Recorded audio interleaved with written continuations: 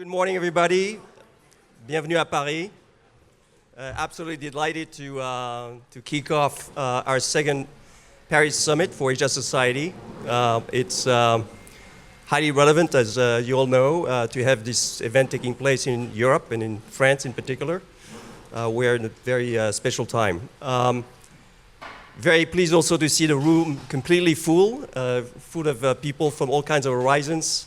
We have obviously geopolitical experts, we have journalists, we have business men and women, we have investors, we have scholars, we have students, we have people from the world of the arts and culture. So all kinds of vantage points, and that's exactly what Asia Society wants to trigger. It's a dialogue between the East and the West from all different lenses and perspectives. So thank you for being here. We have a phenomenal brain trust in this room, and your contribution is critical to our agenda. This year's gathering carries special significance. It coincides with the 70th anniversary of Asia Society. It was founded in 1956 to deepen the understanding, knowledge, and to foster connections between Asia and the rest of the world. A purpose, as I hinted earlier, that feels more vital today than ever in an extraordinarily fast-moving and uncertain world. It also marks another milestone of our own this year at Asia Society France, and thank you to Valérie Terranova's incredible effort and the mighty team at Asia Society France. Valérie, where are you? I don't know where she is in the room, somewhere. She runs the effort on a day-to-day basis, and her, again, the team have done tremendous work. This year, Asia Society France was granted a statut d'intérêt général by the French authorities. It's a recognition of the public value of our mission and the imprint of our work that we've made in France in just 4 years. And for those of you who wish to support us, please do so, don't be shy. Your contribution would not be, donation would not be tax deductible in France, so we're very happy. I think you'll get 2/3 back, so it's a pretty good deal. So thank you again for your contribution or to top up your existing donations. Welcome that. Again, our mission is very clear. We believe that there is no solution to the world's problems without a clear understanding and inclusion of Asia. It has its own dynamics, obviously, its cultures, its people, and whether it comes to trade issues, the environmental issues, the tech race, AI, space exploration, or the resolution of military conflict, Asia needs to be at the table. Just as a reminder, we're a full room of experts here, but I just want to reset the framework. Asia accounts for 60% of the world's population. Asia accounts for about 40% of the world's GDP, but it's fast growing. It accounts for more than half of the growth of the world economy today. And so I could go on and give you all kinds of mind-blowing statistics and numbers on what Asia represents, or China in particular. And I'm always astounded by those statistics and those numbers, and it keeps going. Stating the obvious, Asia has become a central component to the global order, and that's exactly why we're here, Asia Society in France, together. And with that, I would just hand it over to my co-chair. Duncan Clark is our phenomenal co-chair. He's the mastermind of this event. So again, please, a big round of applause for Duncan. Thank you. Bonjour, ohai gozaimasu, 早上好, etc. It will take a long time to go through all the languages that we cover at Asia Society. It's a true honor to have you here, Kevin. Thank you for supporting this. Welcome back to Asia Society. Australia is part of Asia, we declare. We're very happy to be back here. Lionel, thank you for that. We are, for those who didn't attend last year, this is upgraded air conditioning. It's fantastic. We're going to close the doors, and as you'll notice, we have brumersiteurs, fans. We'll be hearing those spray things drop all day, but you know, they're essential. You can spray each other, you can spray yourself. You'll see we have parasols. We should all survive. And we have some, celebs in the room. Kevin, I mentioned. Christy Lustout from CNN, Jamil, many others. A lot of fans. So apologies for the lack of chairs. But we have the gallery seats. Welcome. This is a new addition for us. Hi, guys. You get to see bald men on stage. Anyway, as my co-pilot Lionel said, Asia Society France plays a critical role in deepening our understanding between Asia and the rest of the world, including, as Kevin will help us, understanding the United States, which is part of all of that. It is thanks to the very generous individuals that all of this exists. We're keen to grow our community of friends. We need you, please, to reach out for content. We would love to host you. We're a platform, as you can see. We're not affiliated with any government or any particular position. We want to enhance dialogue. And so we have a website, you can donate, and I'm sorry, because I'm Scottish, I have to say, none of this comes cheap. But before that, I wanted to bring on stage Krista to give you a bit of sense of place of this amazing venue, Reed Hall. Krista, the floor is yours. Well, thank you to Columbia University for today. Thank you. Thank you. Got surround sound.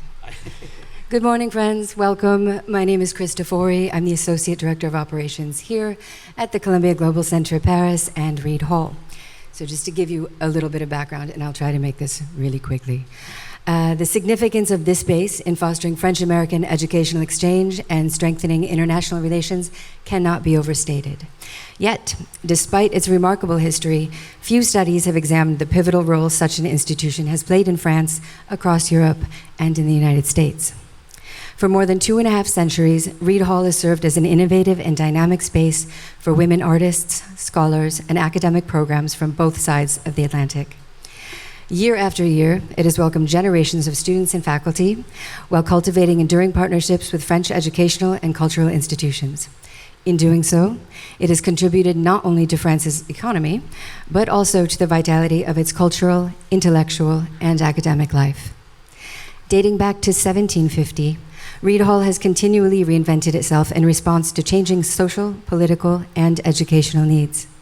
More than a collection of buildings nestled in the residential neighborhood between 4 Rue de Chevreuse and 5 Rue de la Grande Chaumière, this site has embodied successive chapters of French, and transatlantic history. It began as a porcelain factory, then it became an orthopedic center, then it served as a Protestant boys' school. Then, at the turn of the 20th century, this address entered a new phase as a French-American center. I'm going to skip ahead quick. Today, Reed Hall is home to the Columbia Global Paris Center, the Institute for Ideas and Imagination, the Columbia Undergraduate Programs in Paris, the Columbia Master of History and Arts in History and Literature, as well as a number of prestigious overseas educational programs. Combined, they host academic programs, lectures, performances, artists' residencies, and international conferences that foster intellectual dialogue and understanding. Clearly, Reed Hall has adapted to the needs of each new era without ever losing sight of its essential purpose, to bring people together in the pursuit of knowledge, creativity, and dialogue. It stands as a testament to the enduring power of international education and cultural exchange. As we celebrate its past, we look ahead with confidence, knowing that this extraordinary place will continue to inspire those who are fortunate enough, as you all were, to see what lies beyond its blue doors. Thank you.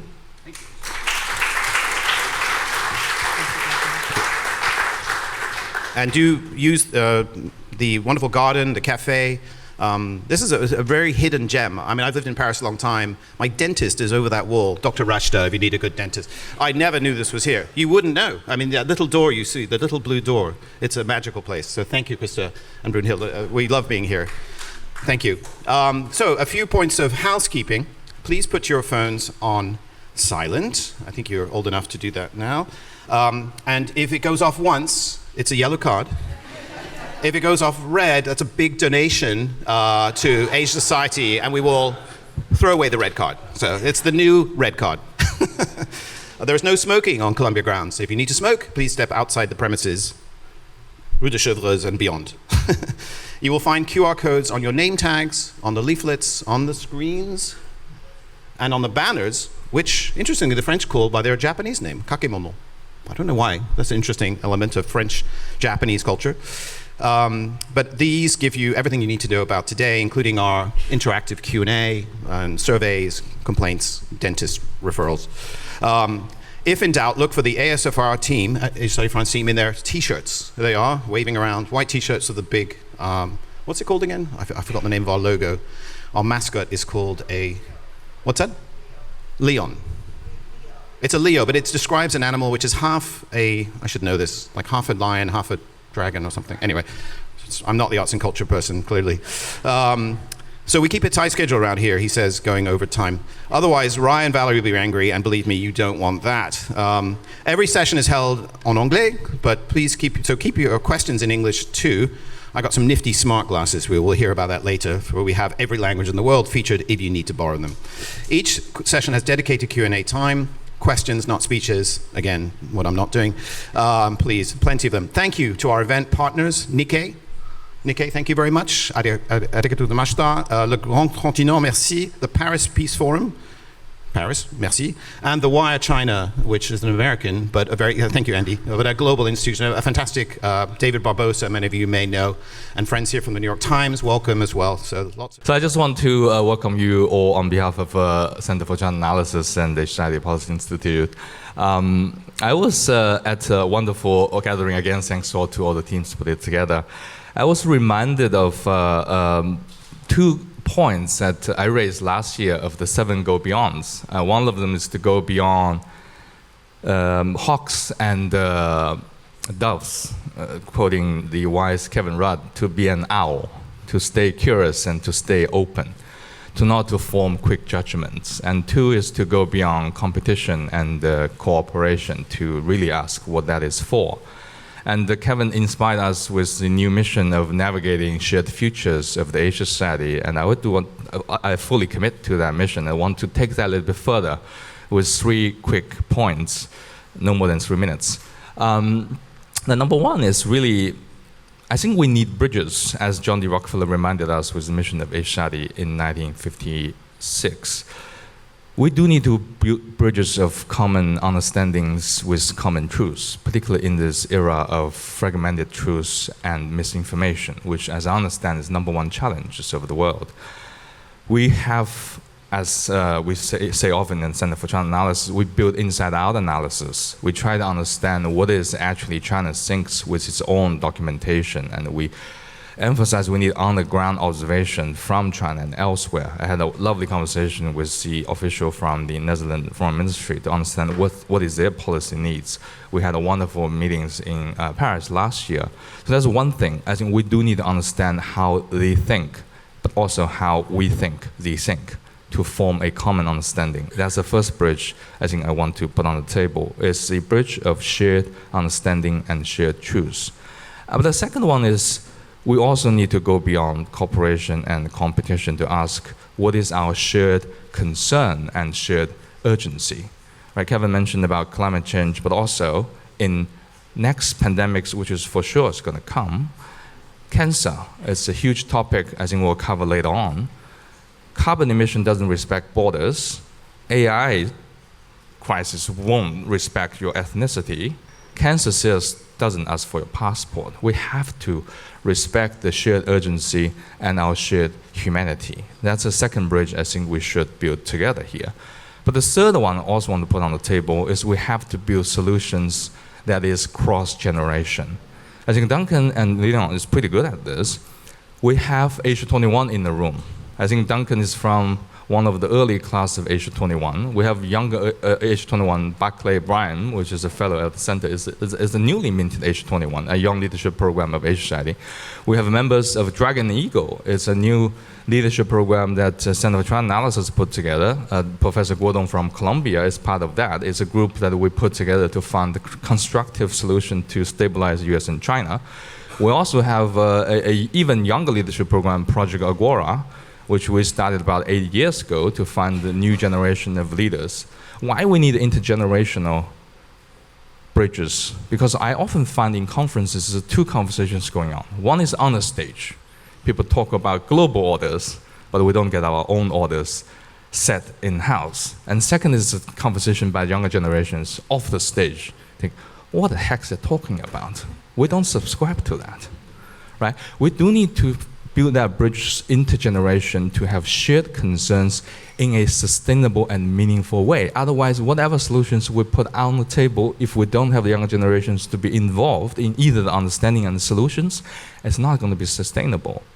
So that's the third bridge. I think it's cross-generational bridge we have to build for both the understanding and the solution.